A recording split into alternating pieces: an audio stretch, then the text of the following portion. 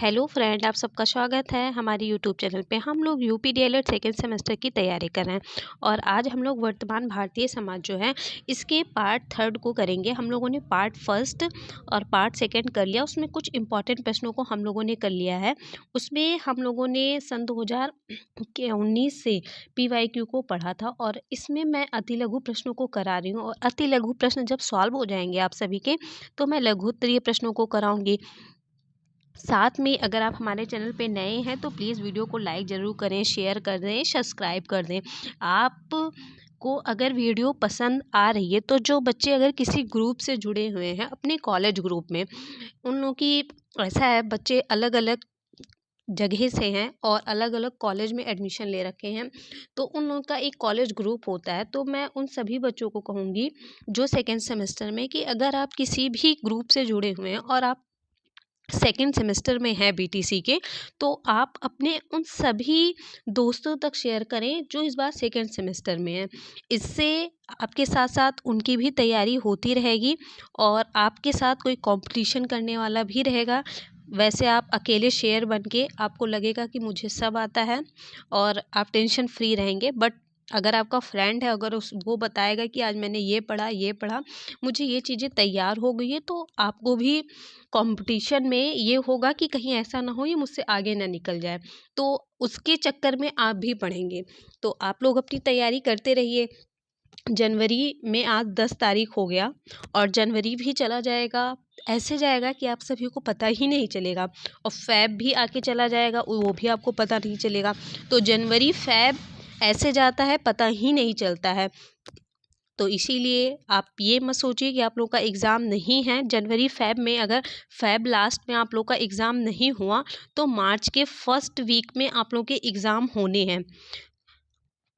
तो मार्च में होने हैं, अगर फैब लास्ट में नहीं हुआ तो मार्च में होना है। तो आप लोग अब तो तैयारी स्टार्ट कर दीजिए। बहुत ना पढ़िए, थोड़ा थोड़ा पढ़िए, बट पढ़िए ज़रूर। और अगर आप बार बार यही कह रही हूँ कि अगर आप नए हैं तो प्लीज़ सब्सक्राइब कर लीजिए, जिससे कोई भी क्लास हो तो आप सभी तक पहुँचे। बेल आइकन दबा लीजिएगा सब्सक्राइब करने के बाद ऑल नोटिफिकेशन का, जिससे कोई भी क्लास में डालूँ तो आप लोगों के पास नोटिफिकेशन पहुँच जाए। और क्लास को प्रॉपर ज़रूर देखिए। आप लोग क्या करते हैं कि हाई स्पीड में देख लेते हैं, हाई स्पीड में मत देखिए अभी। अरे एक बार पढ़िए, दो बार पढ़िए, दो बार पढ़ने के बाद आप चीज़ों को हाई स्पीड में करके देख लीजिए। इससे आपका रिवीजन भी हो जाएगा और चीज़ें आपको समझ में आएगी। बट अभी से हाई स्पीड में देखने की कोई ज़रूरत नहीं है। और साथ में उन सभी बच्चों से रिक्वेस्ट करूँगी जो बच्चे आते हैं, वीडियो देखते हैं और लाइक नहीं करते हैं। अगर कंटेंट पसंद आ रहा है, चीज़ें पसंद आ रही है, कुछ आपको काम की चीज़ें लग रही है, तो प्लीज़ वीडियो को लाइक ज़रूर किया करिए। हम लोग का जो फर्स्ट प्रश्न है, कह रहा है कि दूरस्थ शिक्षा का उद्देश्य बताइए। तो कुछ बच्चे ऐसे होंगे इसको अपनी ही भाषा में बहुत ही अच्छी तरीके से लिख लेंगे। कुछ बच्चे ऐसे हैं जो दूरस्थ इसको मतलब 2 से 3 बार पढ़ के इसका अर्थ निकालेंगे। अच्छी बात है, आप चीज़ों को पढ़िए, क्योंकि क्वेश्चन को आप जितना ही अच्छे से पढ़ेंगे आपको आंसर उस प्रश्न में ही आपको मिल जाएगा। दूरस्थ यानी दूर शिक्षा की ये बात कर रहा है ना, और उसका उद्देश्य बताना है। तो देख लीजिए आप लोग क्या लिखा है कि दूरस्थ शिक्षा का मुख्य उद्देश्य ऐसे व्यक्तियों को शिक्षा देना है जिनके आसपास कोई संस्था नहीं। देखिए अभी मैं क्या कर रही हूँ, अब ये जो मेरी शिक्षा है ये दूरस्थ। देखिए आप कहाँ से हैं मुझे नहीं पता, मैं कहाँ से हूँ आपको नहीं पता है, बट आपको शिक्षा मिल रही है ना। हर उस व्यक्ति के पास शिक्षा पहुंच रही है जिसको ज़रूरत है। जो भी बच्ची डीएलएड सेकेंड सेमेस्टर में हो और जिनको ज़रूरत थी कि हाँ मुझे कुछ चीज़ें मिल जाएं जो हमारे एग्ज़ाम को, हमारे सेमेस्टर को इजी बना दे हमारे लिए, तो वो साधन आप सभी को मिल रहा है। और उद्देश्य इसका क्या है कि कुछ देखिए, और समय का अभाव, बहुत से ऐसे बच्चे हैं जो प्रॉपर कॉलेज नहीं जा सकते हैं। क्यों? बहुत से ऐसे बच्चे हैं जिनका मतलब कॉलेज दूर है, पैसे का अभाव है। बहुत से ऐसे बच्चे हैं जो किसी तरह एडमिशन तो ले लिए हैं बट बुक नहीं ले सकते, या किसी भी कारण क्या है कि समय का अभाव है और वे अपने जीवन में उन्नतिशील बनना चाहते हैं। देखिए पढ़ना हर कोई चाहता है। बहुत से ऐसे बच्चे हैं जो बीटीसी कर रहे होंगे, प्रॉपर कॉलेज जा रहे होंगे, टीचिंग कर रहे हों, तो उन बच्चों को मोबाइल पे या मतलब किसी भी यूट्यूब पे ये आके ढूंढने की ज़रूरत नहीं पड़ती है कि मैं क्या पढूं, क्यों? क्योंकि वो कॉलेज जा रहे हैं, प्रॉपर जो कॉलेज में पढ़ाया जा रहा है चीज़ों को देख रहे हैं, अपना नोट्स बना रहे हैं, समझ रहे हैं, तो उनका अपना एक अलग माइंडसेट होता है। बट कुछ बच्चे 90% बच्चे ऐसे हैं जो बीटीसी में कॉलेज नहीं जाते हैं, प्राइवेट कॉलेज वाले होते हैं। प्राइवेट कॉलेज में बहुत से कम ही बच्चे हैं जो कॉलेज जाते हैं, अन्यथा वो लोग क्या करते हैं, एडमिशन करा लिए और अपना ऑनलाइन तैयारी करते रहते हैं, या बहुत से ऐसे बच्चे हैं जो बुक ले आए खुद ही पढ़ें। सेल्फ स्टडी बेस्ट है। तो दूरस्थ शिक्षा का बस उद्देश्य यही है कि उन बच्चों तक शिक्षा पहुंचाना जो मतलब शिक्षा चल कर लेने में असमर्थ हैं। समय के अभाव बहुत से ऐसे बच्चे हैं जिनकी एज 26 20 मतलब एज हो गई है, उन्होंने ग्रेजुएशन किया, बीएड किया, बीटीसी कर रहे हैं और अपनी कंपटीशन की तैयारी कर रहे हैं, तो उनके पास समय का अभाव होता है कि वो कॉलेज जाएं, चीज़ों को पढ़ें। वो क्या करते हैं कि हम कम समय में ज़्यादा से ज़्यादा चीज़ों को जान सकें और अपना समय भी बचा लें और अपनी शिक्षा को भी कंप्लीट कर लें। तो उन्हीं सब के लिए दूरस्थ शिक्षा लागू हुआ और उससे दूरस्थ शिक्षा के माध्यम से हर किसी को फ़ायदा हो रहा है। टीचर को भी हो रहा है, वो अपनी प्रतिभा को घर बैठ के कहीं किसी भी देश विदेश में वो अपनी प्रतिभा को जाहिर कर सकता है, दिखा सकता है, अपने आप को निखार सकता है, चीज़ों को और बेहतर जान सकता है। वो खुद भी अपने आप को बेहतर कर सकता है, साथ में वो बच्चों को भी बेहतर बना सकता है। तो इसीलिए दूरस्थ शिक्षा का यही एक उद्देश्य था कि इसमें ऐसे व्यक्तियों को शिक्षा देना जिसके आसपास कोई संस्थान नहीं है और समय का अभाव है और वे अपने जीवन को उन्नतिशील बनाना चाहते हैं। बस आप नॉर्मल भाषा में आप ऐसे लिख दीजिएगा, दूरस्थ शिक्षा का मुख्य उद्देश्य है ऐसे व्यक्तियों को शिक्षा देना जिनके आसपास कोई संस्था नहीं है और समय का अभाव है, लेकिन वो अपने जीवन को उन्नतिशील बनाना चाहते हैं। क्या बनाना चाहते हैं? उन्नतिशील बनाना चाहते हैं। नेक्स्ट क्वेश्चन देखते हैं, शिक्षा और समाज का संबंध। शिक्षा और समाज का क्या है, परिस्थिति के अनुसार संबंध बनाना होता है। देखिए, हम लोग एजुकेटेड क्यों हो रहे हैं या शिक्षा ग्रहण करने का उद्देश्य क्या है कि कोई भी परिस्थिति हो हम लोग अपने आप को उसी अनुसार ढाल लें, है ना। शिक्षा लिया ही इसीलिए जा रहा है कि आप अपने आप को परिस्थिति के अनुसार ढाल लें, समाज में जो माहौल हो, जो वातावरण हो, हम उसके अनुसार अपने आप को बैठा सकें।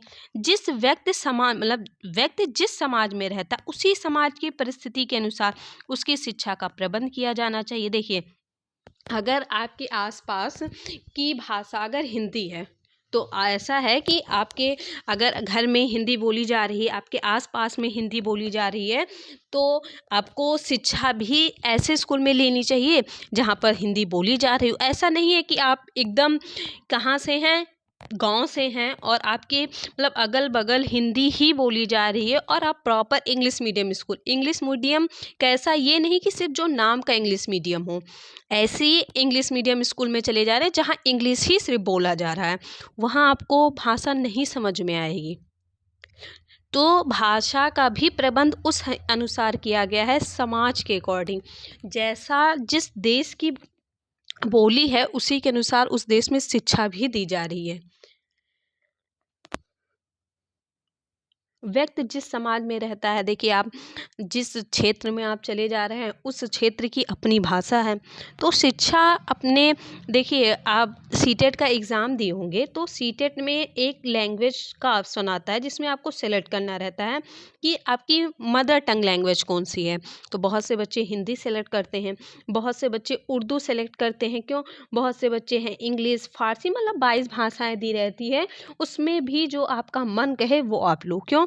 क्योंकि जो समाज है वो समाज अपने देश अपनी जो देश में 22 भाषाएं हैं, उस 22 भाषाएं हैं तो वहाँ पे हर तरह के लोग हैं, उसके अकॉर्डिंग शिक्षा दी जा रही है। देखिए आप वो एनसीएफ पढ़े होंगे तो उसमें कहा भी गया है कि शिक्षा हमारी मातृभाषा के रूप में होनी चाहिए।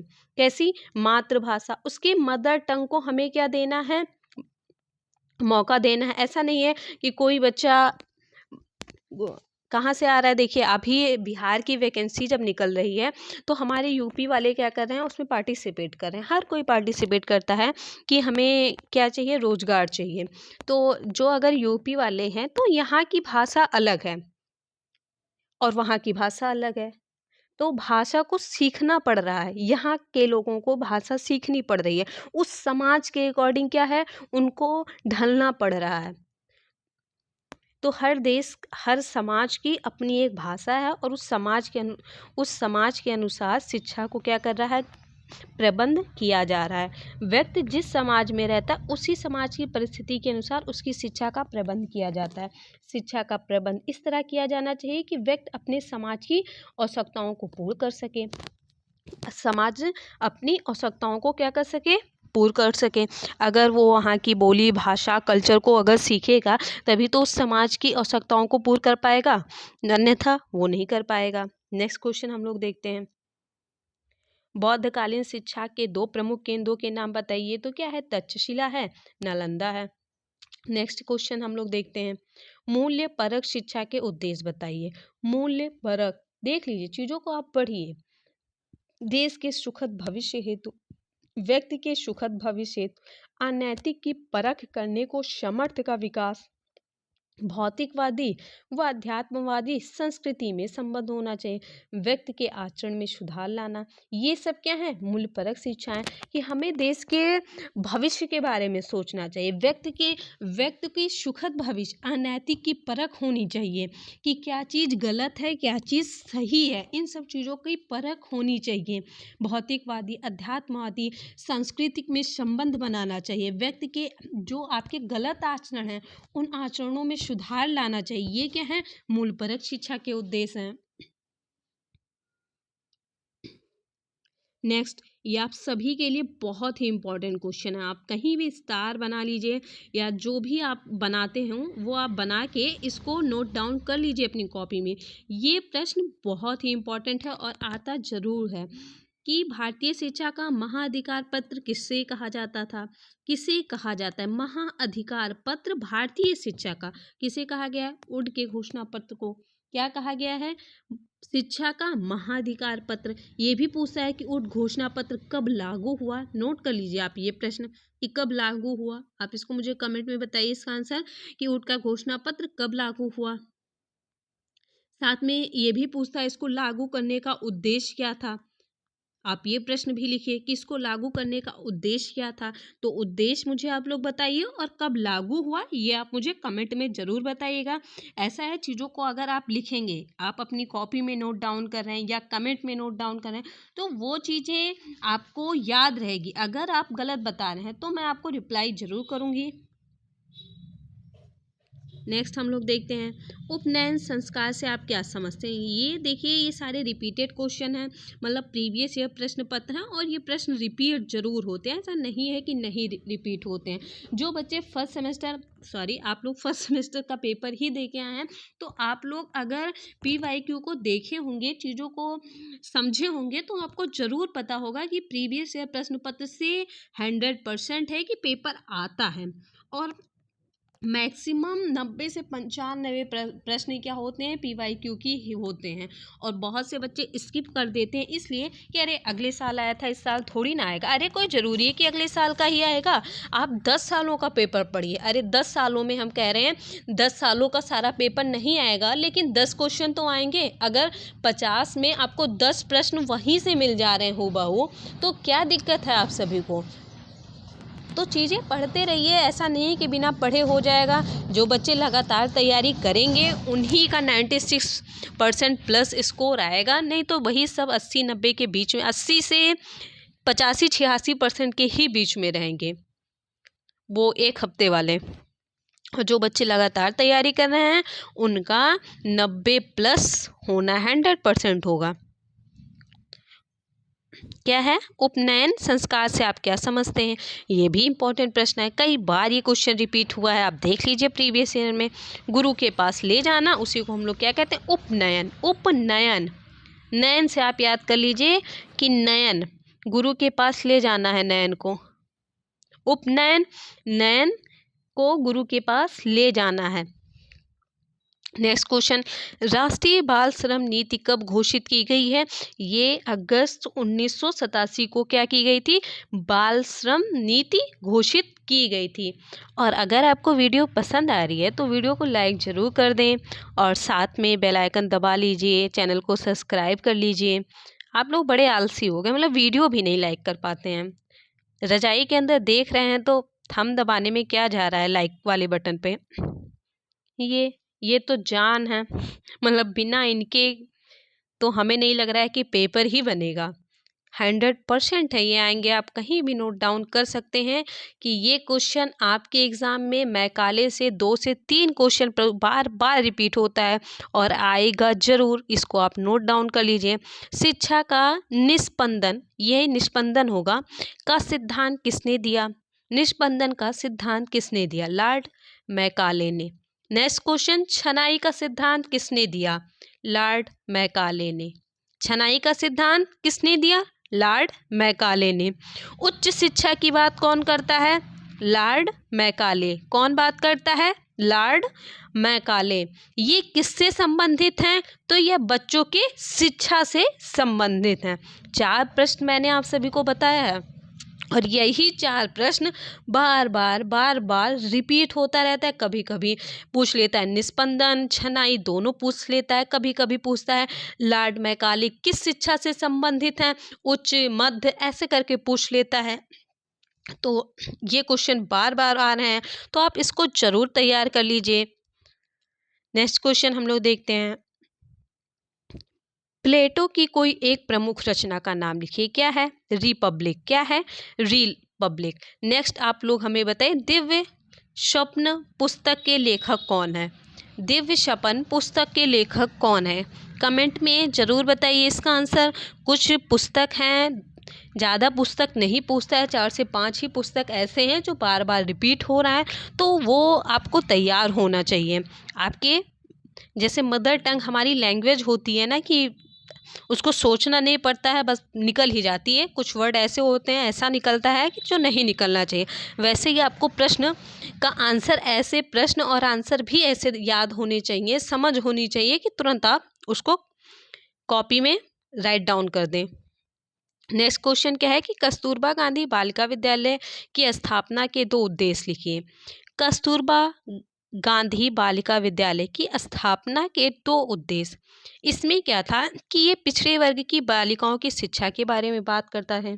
सुरक्षित महिलाओं की स्थापना, स्थापना नहीं होगा यहाँ पे, रहने की, मतलब सुरक्षित माहौल है, सुरक्षित माहौल की स्थापना। दैट मीन्स कि ये क्या कर रहे हैं, रूम अवेलेबल कराते हैं लड़कियों के रहने के लिए, छात्रावास की सुविधा कराते हैं। कौन? कस्तूरबा गांधी बालिका विद्यालय में यहाँ पे लड़कियों के रहने के लिए छात्रावास दिया जाता है। इसमें सिर्फ 3 साल की शिक्षा दी जाती है। कितने? 3 साल की शिक्षा दी जाती है। इसमें 6th, 7th और 8th तक ही शिक्षा दी जाती है। ये पूछता है कि कस्तूरबा गांधी बालिका विद्यालय में कितने साल की शिक्षा दी जाती है? 3 साल की शिक्षा दी जाती है। कितने, मतलब किस क्लास के बच्चों को शिक्षा दी जाती है, किस कक्षा के बालिकाओं को? तो 6, 7, 8 के बालिका की शिक्षा दी जाती है। ये भी पूछता है कि कस्तूरबा गांधी बालिका या प्राथमिक की बात करता है या उच्च प्राथमिक की बात कर रहा है? तो ये आपके उच्च प्राथमिक की बात करता है। बस कस्तूरबा गांधी बालिका से बस इतने ही प्रश्न पुटअप हो रहे हैं, तो आप इसको जरूर तैयार करिए। नेक्स्ट, भारत में अध्यापक शिक्षा के मानक कौन सी संस्था तय की गई है, तय करती है अध्यापक शिक्षा के मानक के लिए? तो राष्ट्रीय अध्यापक शिक्षा जो परिषद है वो एनसीटी है।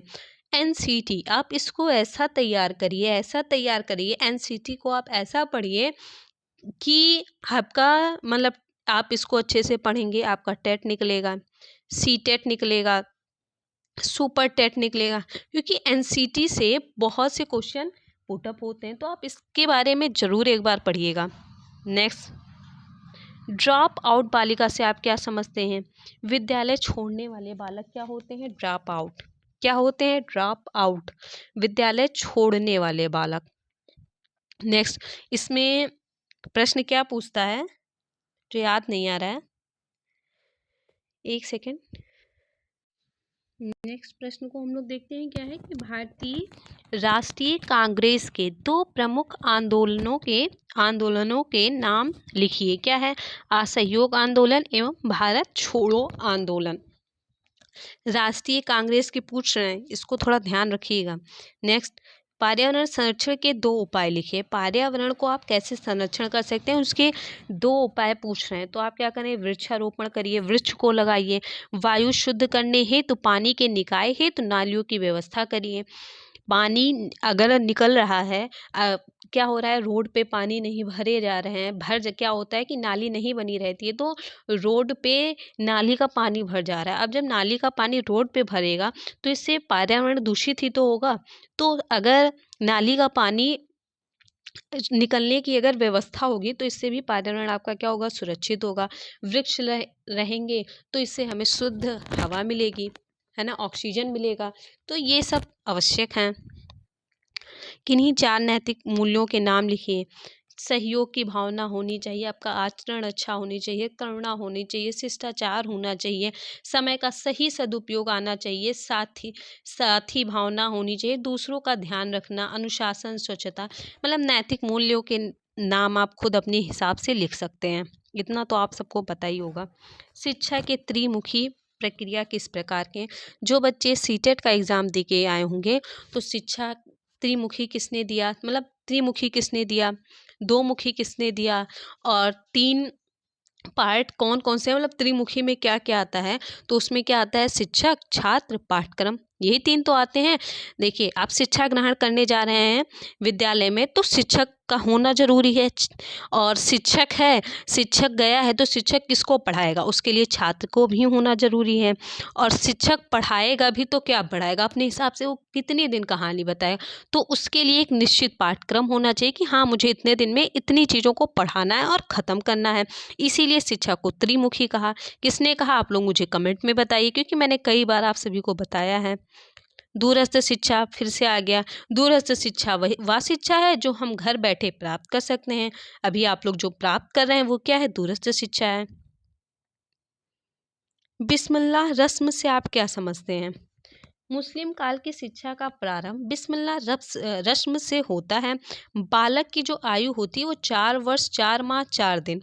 आप बड़े आसानी से इसको आप याद कर लेंगे कि 4 वर्ष का अगर बच्चा है तो वो 4 माह का भी होना चाहिए और 4 ही दिन का हो जाने से उस पर नए कपड़े पहनाकर मौलवी साहब के पास ले जाया जाता था, जहां बालक को मौलवी साहब के द्वारा उच्चारित कुरान की कुछ आयतों का उच्चारण कराना होता था। यदि बालक उन आयतों का नहीं दोहरा पाता था तब बिस्मिल्लाह शब्द कहना ही पर्याप्त समझा जाता था। मतलब आप इतना याद रखिए कि ये बिस्मिल्लाह शब्द मुस्लिम काल की शिक्षा से मतलब प्रारंभ हुआ था। और इसमें क्या होता है कि एक बच्चा है, मतलब जो बच्चे होते हैं उनके यहाँ के, तो वो बच्चे अगर 4 साल के हो गए हैं, 4 माह के हो गए हैं, 4 दिन के हो गए हैं, तो उन्हें नए कपड़े पहना के मौलवी साहब के पास ले जाया जाता था। और मौलवी साहब क्या करते थे? उन्हें कुरान पढ़ के मतलब कुछ शब्द उच्चारित करते थे और उसको रिपीट करने के लिए कहते थे। अगर बच्चा रिपीट कर लेता था उच्चारण को तो ठीक है, अगर नहीं भी वो उच्चारण कर पाता है तो वहाँ पे वो बिस्मिल्लाह शब्द कहना ही पर्याप्त समझते थे। नेक्स्ट, निषेधात्मक शिक्षा क्या है? रूसो ने एक ऐसी विचारधारा को जन्म दिया जिसे निषेधात्मक शिक्षा कहा जाता है। रूसो कहता है कि बालक में केवल एक आदत डालो और यह है कि वह कोई भी आदत ना डालो। रूसो परंपरागत पाठ्यक्रम का विरोधी थे। परंपरागत पाठ्यक्रम के क्या थे? विरोधी थे। इनका कहना था कि बच्चों में मतलब कोई आदत ना डालो, बालक में केवल एक आदत डालो कि उसमें कोई आदत ही ना डालो।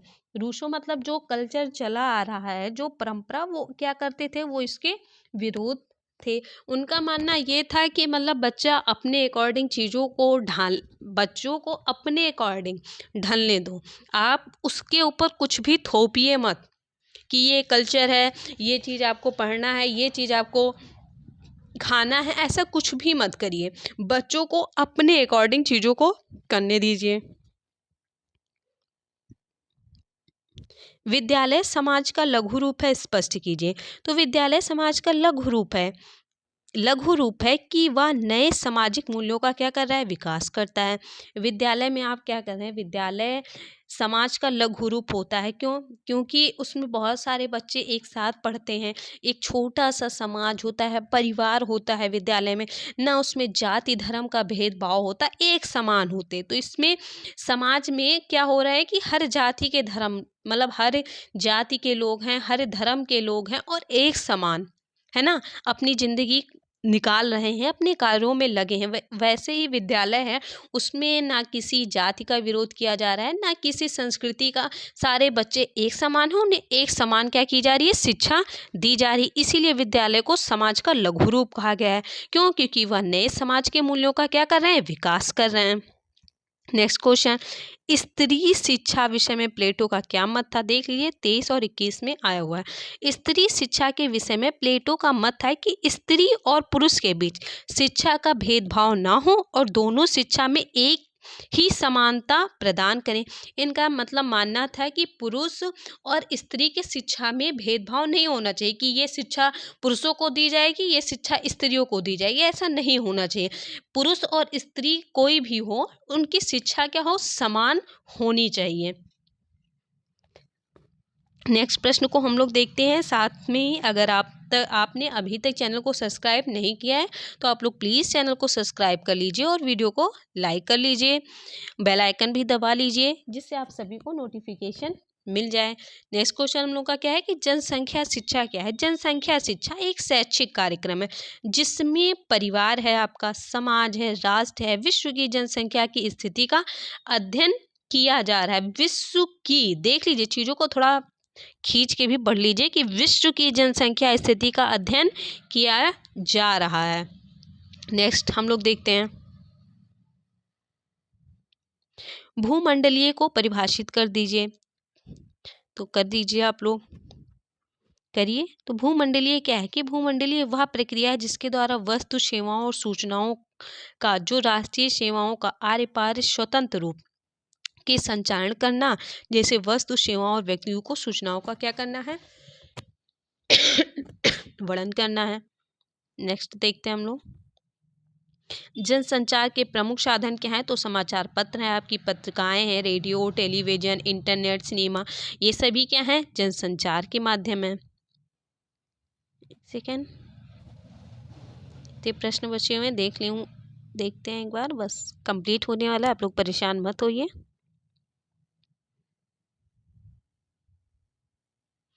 क्या था प्रश्न हम लोगों का कि लैंगिक समानता से आप क्या समझते हैं? देखिए लैंगिक समानता ये है कि जिसमें पुरुष और स्त्री को एक समान अधिकार प्राप्त हो, उनमें कोई भी लैंगिक समानता का क्या हो, भेदभाव ना किया जाए, यही है लैंगिक समानता।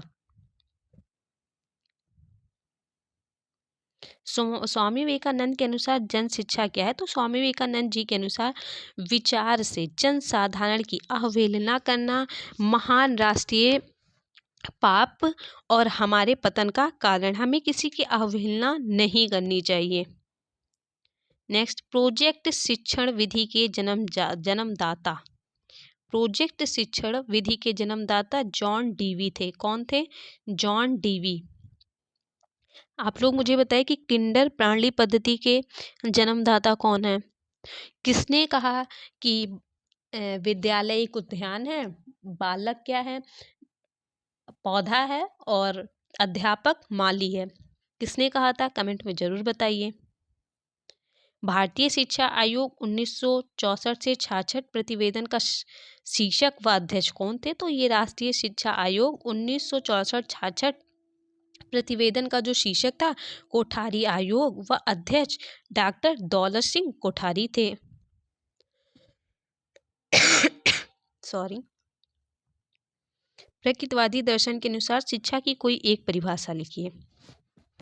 प्रकृतवादी दर्शन के अनुसार प्रकृति के पथ का अनुकरण करना चाहिए। इस दर्शन के अनुसार प्रत्येक वस्तु प्रकृति से उत्पन्न होती है। रूसो का कथन है कि प्रत्येक वस्तु नियति के यहाँ से अच्छे रूप से आती है, केवल मनुष्य के संपर्क में आकर वो चीज़ें क्या हो जाती है, दूषित हो जाती है।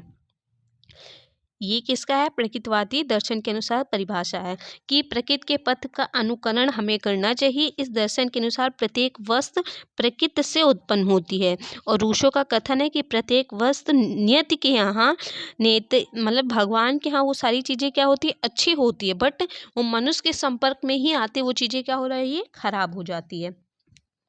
नेक्स्ट, पर्यावरण शब्द किन दो शब्दों से मिलकर बना है? तो पर्यावरण शब्द परि प्लस औरण शब्दों से मिलकर बना है। परि मतलब चारों ओर, औरण मीन्स ढका हुआ, जो चारों ओर से क्या हमें ढक के रखे। विश्व जनसंख्या दिवस कब मनाया जा रहा है? विश्व जनसंख्या दिवस 11 जुलाई को मनाया जा रहा है। आपके सभी अतुल्य लघु प्रश्न क्या हुए? खत्म हुए। अब हम लोग क्या करेंगे? लघु उत्तरीय प्रश्नों को पढ़ेंगे। अब हमारी जो वीडियो आएगी वो लघु उत्तरीय प्रश्नों पे आएगी। और अगर आपको चीज़ें पसंद आ रही है तो प्लीज़ वीडियो को लाइक करें, शेयर करें, सब्सक्राइब करें। आप अपने उन सभी दोस्तों को शेयर कर दीजिए जो सेकेंड सेमेस्टर में, साथ ही आप अपने कॉलेज ग्रुप में भी शेयर कर दीजिए। आप जिस भी ग्रुप से जुड़े हुए हैं आप वहाँ तक हमारी वीडियो को ज़रूर पहुँचाइए। और मिलती हूँ आप सभी से मैं अपनी नेक्स्ट वीडियो में। धन्यवाद।